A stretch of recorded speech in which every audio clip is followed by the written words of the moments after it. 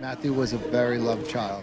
He was an 18-year-old American boy like normal everybody boy. else in this country. Normal boy. When he was born, just the cutest little baby with big brown eyes. He was a handsome little boy, and he was very happy all the time. He was such a free spirit. He was so happy all the time, and he had a smile to die for. I remember Matt's smile, boy, I'll tell you something. He was a charmer. Yeah, those eyes of his could probably get him in a lot of trouble. He was always involved, you know, he likes being involved in sports. We used to play basketball, paintball. And he was always a scrapper, though. That's one thing we liked about him. If you picked on him, he'd pick on your back. Someone to always talk to, you know, personal relationships, someone to depend on. He was a great person, lots of fun. I miss him. I miss him every day, no,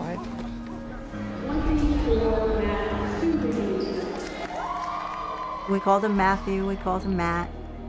The kids, the girls a lot called him Matty, you know, but he was my Matt. And he loved to fool around with the kids and wrestle with the boys, and he and Annie were very, very close because they were the closest in age, and those two, they were like two peas in a pod. But unfortunately, apparently he was having trouble sleeping, and he was having bad dreams and waking up and starting to have like panic attacks. That's when I said to him, you know, Matt, maybe it would be helpful if you talked to somebody outside of the family, you know, like, would you want to do that? So I made an appointment with him.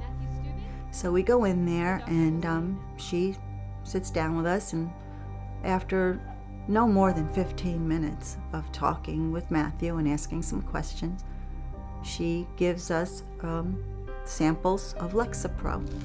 So I said, what about side effects? I said, you know, what should we expect from something like this? And she says, well, you know, they're very well tolerated. And she said, you know, they could have like headache or nausea or maybe some insomnia. So we went home with our sample pack of Lexapro, and at that point, he stopped wanting to talk. He seemed to be withdrawing more. This was weird behavior for him. Well, a lot was happening at this time also, and he was graduating from high school. Of course, the big plan, the kids always, they go to senior beach week. He didn't want to go. He wanted to go visit his brother. And off he went. The day that he was supposed to be coming home, it was around 1 o'clock. I hadn't heard from him yet. He was supposed to call me when he finally left. Later on, I guess it was after I got off work, I called, and he didn't answer. But a little while later, he called me back, and he said, he might have said he was almost to North Carolina. It was about 11:30, and I called. He said, I'm fine, I just passed Roanoke. I woke up at around 2:30, kind of jumped up at the clock, and realized he should have been home an hour ago. So I called the cell phone. It went straight to voicemail. I kept calling and calling. I'm like, Matthew, answer the friggin' phone. I was like so upset. Fell asleep, woke up again. It was about 6 o'clock in the morning. He still wasn't home. I didn't know what to do. I started getting ready for work. Went to work. I could hardly function. I went, told my boss I have to go home. Get in the door, phone's ringing. And there's this man on the other end, and he said, I'm looking for the family of Matthew Stubing. I said, this is his mother. Who's this? And he said, I'm calling about the jumping.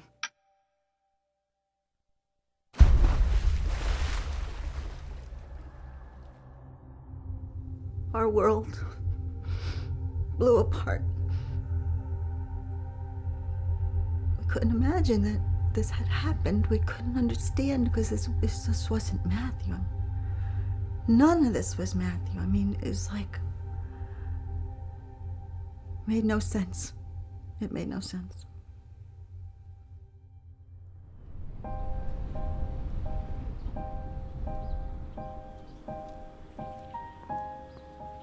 That was the beginning of my story.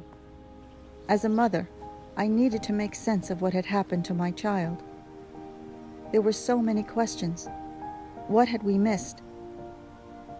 The first answer came 6 months after Matthew's death, when my husband found a magazine article that linked psychiatric drugs to suicide. I was horrified. And yet, I knew we had found the answer to the biggest question of all. How could this have happened? The article answered some questions, but made me think of so many more. I had to find out for myself. I had to do something. This is for you, Matthew.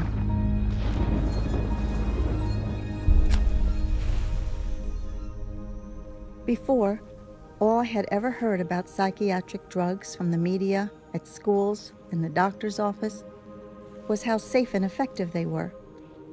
You know, you feel sad and that means you have a chemical imbalance in the brain. Just take a pill and that will help even you out. No problem. But this certainly didn't happen in Matthew's case. Something was wrong with that story, and I needed to find out what. But were there any professionals who could tell me what's really going on?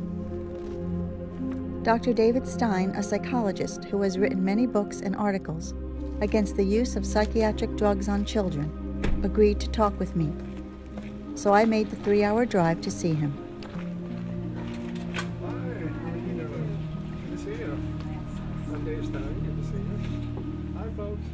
Tell me what brought you to drive all the way down here. Well, we went to a doctor, a psychologist. Okay. And my son was diagnosed with depression, and we were told that it was caused by a chemical imbalance. Is there such a thing as a chemical imbalance in the brain that can cause psychological problems? No, actually, that's one of the misstatements of disinformation or misinformation that's coming out.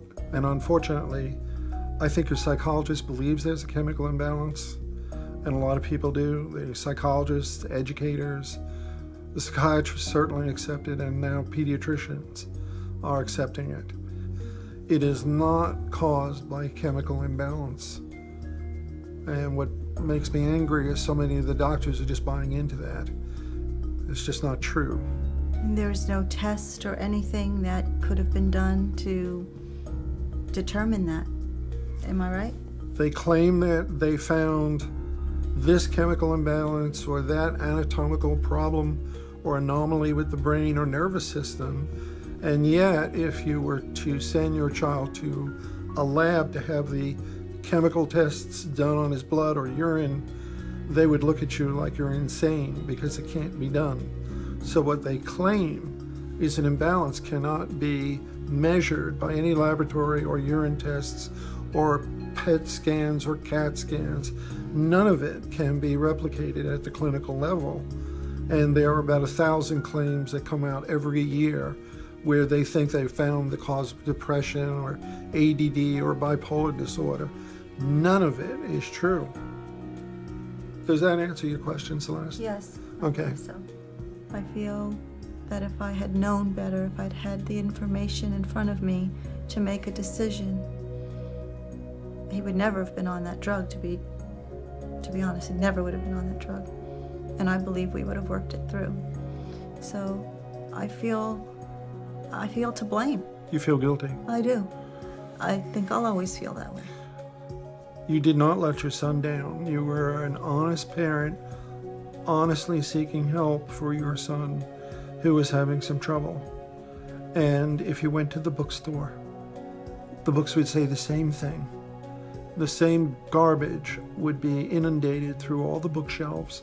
So you'd pull one book after another book after another book, and all you would get is chemical imbalance or a neurological disorder and all this.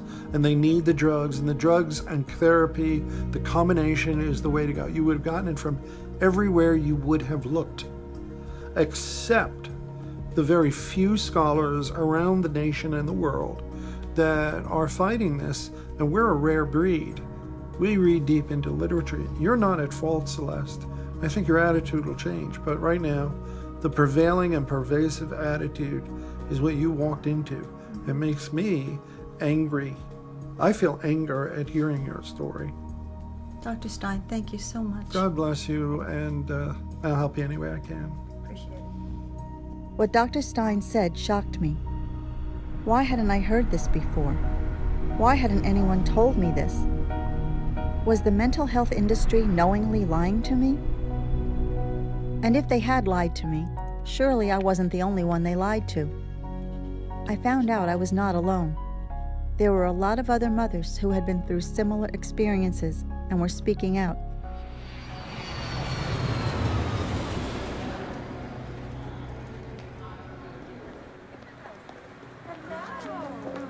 Meeting these women was an opportunity to hear about what had happened to their children and come to terms with what had happened to Matthew. Thank you all very much for being here today. I think this is really important things we have to talk about.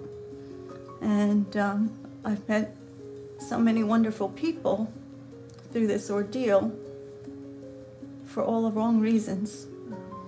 And one heartbreak after another. So I know there are so many stories just right here in this room. And I want people to know what this can do to families and to children. So thank you for being here today and helping me. Thank you. Thank you. You know, they let you think that one doesn't matter. You know, they expect that a certain percentage are going to suffer these side effects, and that's okay with them. One child's dying is But it's not okay it's not okay. No. And there's one, and there's one, and there's one, That's and then right. there's 100, and then there's 1,000, and then That's there's right. 10,000. That's And right. it's not just one. Yeah, And right. one is too many. That's right. But it just goes on and on. When I took Matthew to the doctor, he was diagnosed with a clinical depression. And they said it was because of a chemical imbalance. What happened to you when you took Candace? We took Candace because she was exhibiting anxiety at school. She had started blocking on tests, and I had a couple of teachers say, you know, Candace needs to study for these tests, when I would know that she had, because I used to study with her and she'd always make note cards and everything. But she would get to the test and she would freeze, or else her writing was so horrific that she might have had the right answer, but the teacher couldn't read it, so she'd get it wrong anyway. And I took Candace to a highly recommended child psychiatrist, and he talked to her for about 15 minutes and said, well, she has a generalized anxiety disorder. The only way that this anxiety was manifesting itself was in tests. There were no other areas of anxiety. They're not telling you that it's entirely psychologically based and subjective. They're just saying, oh, well, based on these symptoms, you have a chemical imbalance. And then with a chemical imbalance, it's like, where did they come up with that? What chemicals? Exactly. I love that. Like, where's the test? Don't we get a test? Where are the tests, you know? Yeah. You can draw somebody's blood and see if they have cancer. You can, those are real medical diagnoses. If somebody tells you that your child has ADHD, ask them to draw their blood and show you the chemical imbalance causing this. And they can't do it because they haven't proven the chemical imbalance that's causing this. It's completely arbitrary and subjective, and it is their opinion that that's what's going on with your child, who you are actually the expert on. They always hide behind, I say they, you know, the psychiatrist and the psychologist, they always hide behind, we're doing this in the best interests of your child, you know? And that's really hard to get around, you know, as a mom. You know, you're out there and you're like, I want to do what's in the best interest of my kid, you know? Playing on the guilt again. Yeah. If you loved your child, you drug them for their own well-being. And you want to do what is right for your child, so you bow to the pressure because you think that they know, because they have an educational history, they've gone to college, they're more powerful, they know. They're the professionals. You know your child better than anybody. Tune them out. You do what your heart tells you. You don't listen to them.